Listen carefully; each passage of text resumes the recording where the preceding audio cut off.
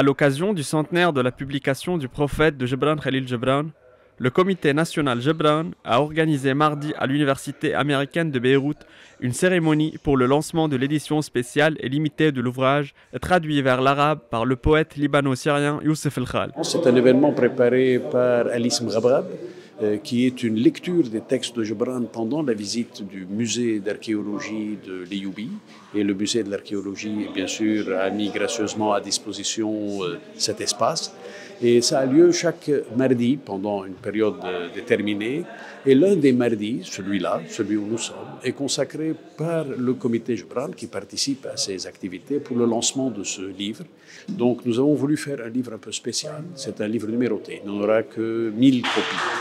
L'artiste plasticien sénégalo-libanais Hadissi a donné forme à son amour pour Gebran à travers le cèdre du prophète, un cèdre en acier cortin exécuté à l'aide de dates clés propres à la vie du grand poète libanais.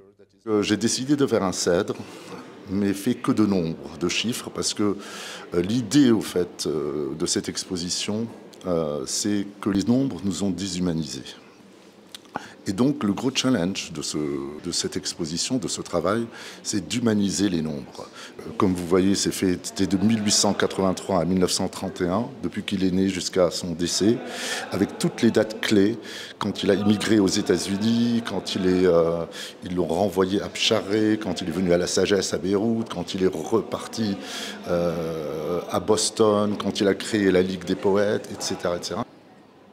Un pays comme le Liban qui a Gebran Khalil Gebran et d'autres penseurs comme Gebran Khalil Gebran ne doit jamais craindre un effondrement dans sa culture, dans son entité.